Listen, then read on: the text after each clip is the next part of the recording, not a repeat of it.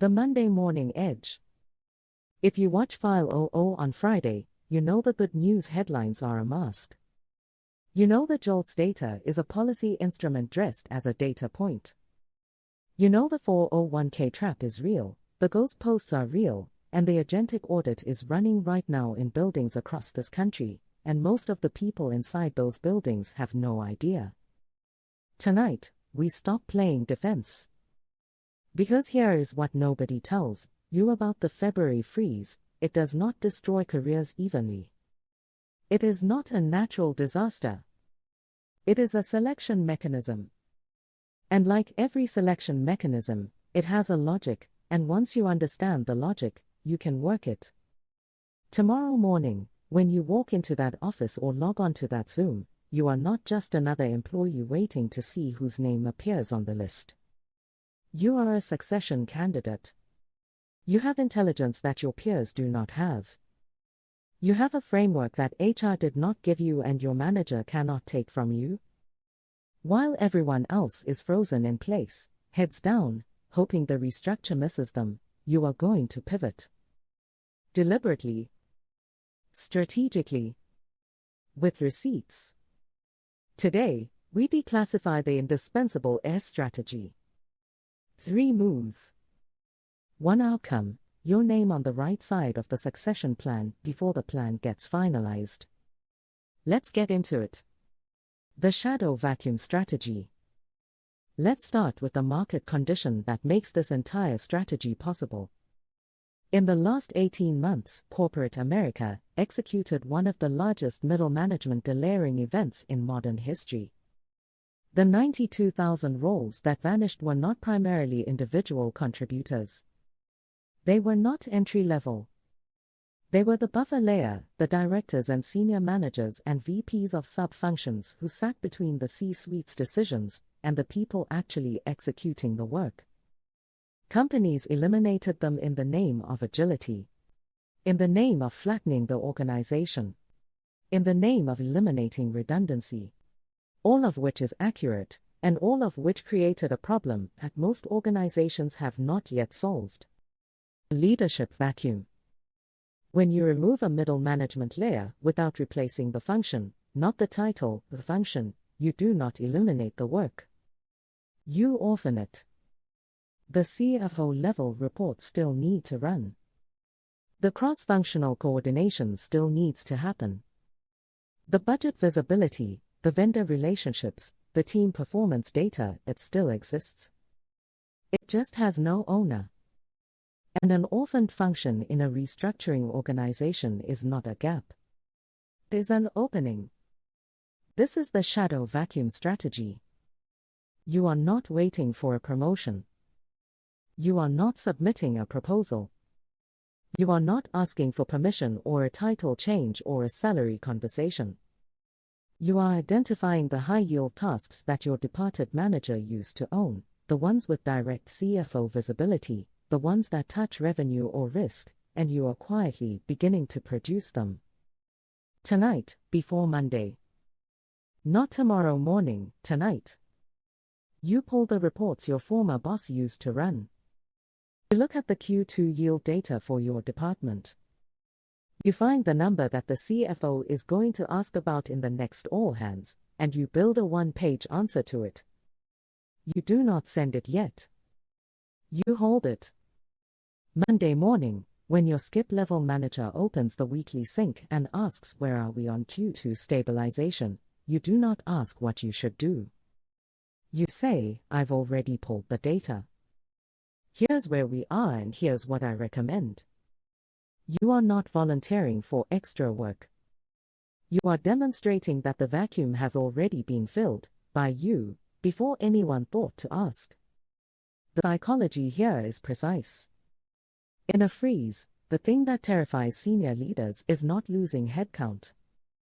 It is losing continuity. It is the moment the CFO asks a question and nobody in the room knows the answer, because the person who knew it was eliminated in the last round. The indispensable heir is the person who makes that fear disappear. Not by being loud. By being ready. One caution: Do not announce the strategy. Do not say I've been doing my old boss's job. Do not make it a grievance. Make it a fact. Let the output speak. Let the readiness speak. The moment you make it political, you have moved from asset to liability. Stay clinical. Stay productive. Let the work do the argument. The 9-box grid attack. Now let's talk about how HR actually evaluates you when the restructure decision is being made. Because they are not reading your performance review narrative. They are not weighing your tenure. They are not factoring in that you covered for 3 people during the last reorg. They are looking at the 9-box grid. If you are not familiar with it, the 9-box is a talent management framework that plots every employee on a matrix. One axis is current performance, low, medium, high. The other axis is future potential, low, medium, high.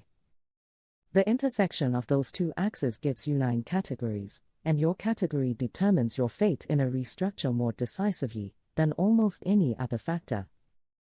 Most employees, if they are honest about where they sit, are in the center-left cluster. Workhorse, high performance, low potential in HR's assessment. Or core player, medium performance, medium potential. Reliable. Consistent. Not a flight risk, not a star. These employees are the ones who believe their track record protects them. And in a freeze, they are the ones who are most often wrong, because replaceable with a less expensive version of the same is exactly what the CFO's efficiency model is looking for. The target is the top right square. High performance, high potential. The star quadrant. And in 2026, the fastest path to the star quadrant is not the path people expect. It is not asking for more visibility. It is not volunteering for every committee. It is not producing more of the same work at a higher volume. The fastest path to the star quadrant in a recessionary market is risk mitigation. Here is the shift. In a growth market, the star is the person who finds new revenue. In a contraction market, the star is the person who protects existing revenue. These are different skills. The market changed. The 9-box criteria quietly changed with it. And most employees are still optimizing for growth market star behavior in a contraction market evaluation system. The Monday move is specific. Identify the most visible risk mitigation project currently active in your organization.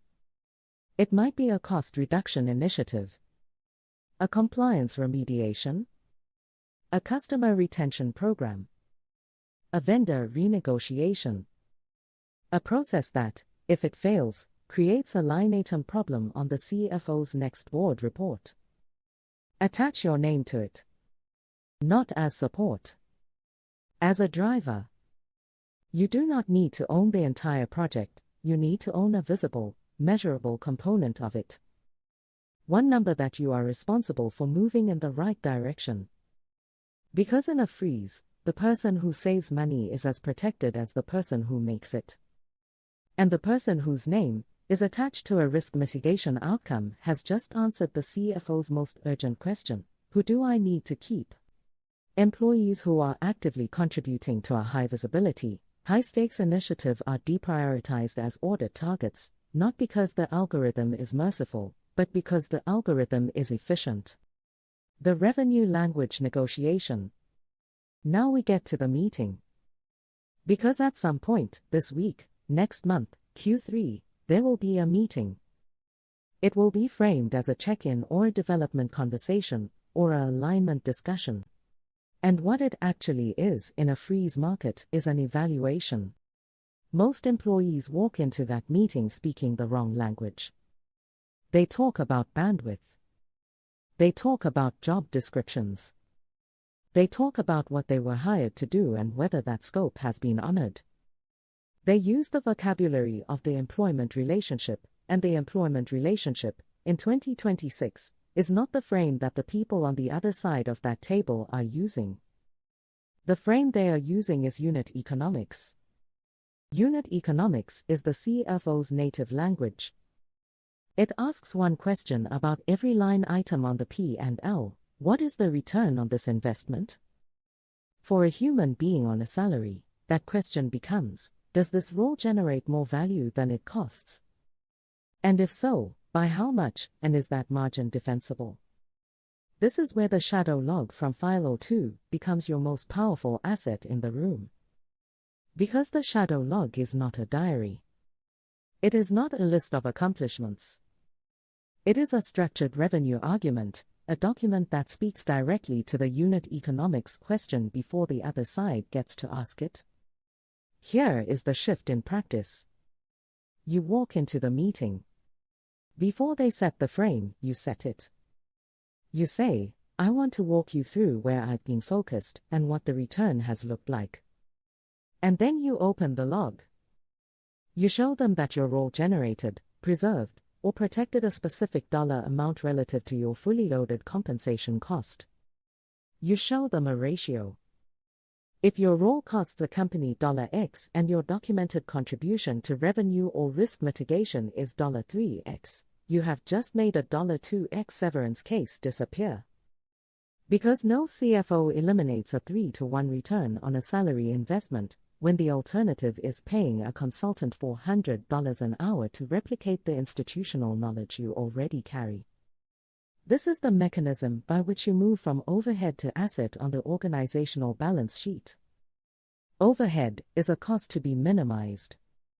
An asset is an investment to be protected. The language determines the category. You are choosing the language. One more dimension of this negotiation that most people miss: the conversation about scope. In a delayed organization, scope is being redistributed, not eliminated. If you have been executing the shadow vacuum strategy, you are already holding expanded scope.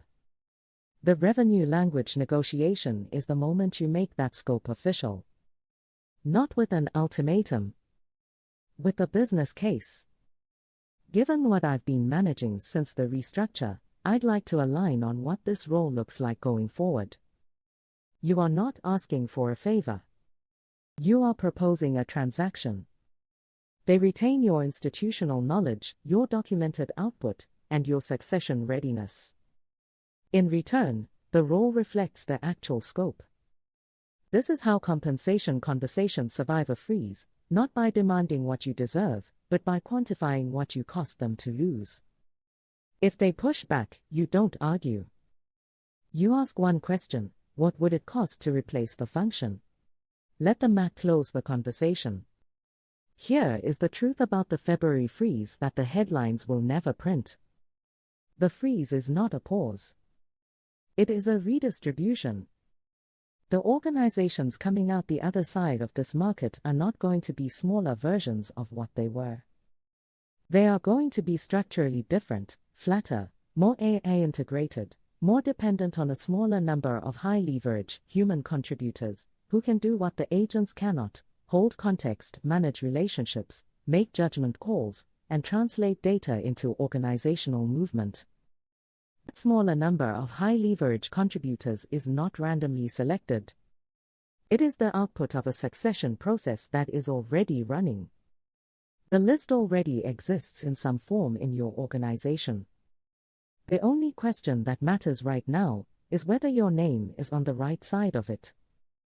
The Indispensable Heir strategy is not about becoming irreplaceable in the traditional sense. Nothing is irreplaceable in a sufficiently motivated restructure. It is about becoming the highest return option available to the decision makers who are building the post-freeze organization. It is about speaking their language before they ask you to. It is about filling the vacuum before anyone names it. It is about making the CFO's efficiency model answer its own question and land on you. Tomorrow morning, you are not going to work. You are going to a chess match. The board is already set. The other side has been playing for months. You now have the moves. If you are ready to take the top right square, type heir in the comments. Let's see who is playing offense. And if someone in your network is still playing defense, still waiting, still hoping the freeze misses them, send them this file. They have until Monday. This is WhatTheTalent. The move is yours.